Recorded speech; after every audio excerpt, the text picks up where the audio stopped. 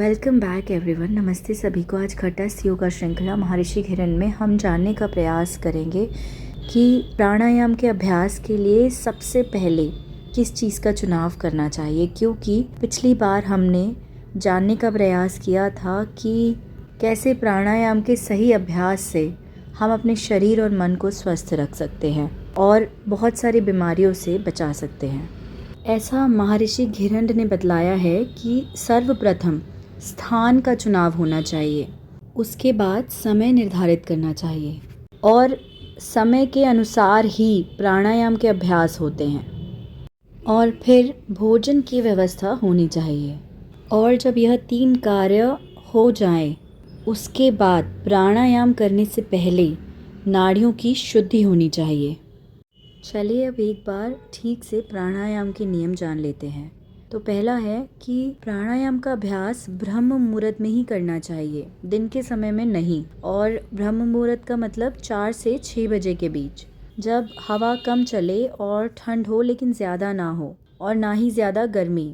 बहुत शीतल वायु में प्राणायाम का अभ्यास किया जाता है और बंद कमरे में प्राणायाम का अभ्यास नहीं किया जाता। खिड़की दरवाजे खोल कर किया जाता है जिससे कि साफ हवा कमरे में आ सके, और लेकिन इतनी भी हवा ना हो कि आपके कमरे के अंदर हवा का झोंका लगे।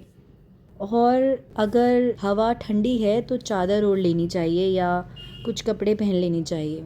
प्रातःकाल अभ्यास करने के पीछे एक कारण जो बताया है वह है मंडल में, एनवायरनमेंट में जो आवेशित कण होते हैं जिन्हें एनायंस कहते हैं या फिर ऋणात्मक आयन, ब्रह्म मुहूर्त में इनकी मात्रा ज़्यादा होती है, जिस वजह से योगा का अभ्यास करना फ़ायदेमंद रहता है, क्योंकि हमें बहुत सारे कार्यों में इन नेगेटिव आयंस की ज़रूरत पड़ती है, जैसे कि ब्लड बॉडी कम्युनिकेशन और एनर्जी फॉर नर्व इम्पल्सेस। ऐसे और भी बहुत सारे कार्य होते हैं जिनमें हमें ऊर्जा की आवश्यकता पड़ती है, और दोपहर से ज़्यादा ब्रह्म मुहूर्त में इन ऋणात्मक आयंस की मात्रा ज़्यादा होती है।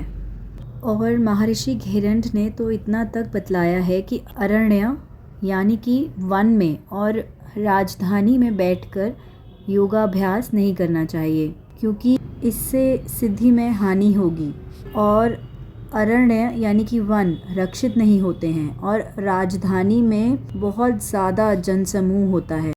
तो इसीलिए सुंदर धर्मशील देश में, जहाँ खाद्य पदार्थ अच्छे से हो और उपद्रव रहित हो, ऐसा देश, वहाँ पर कुटी बनाकर उसके चारों ओर प्राचीर बना लें और वहाँ पर कुछ कुआं या फिर पानी का स्रोत भी होना चाहिए।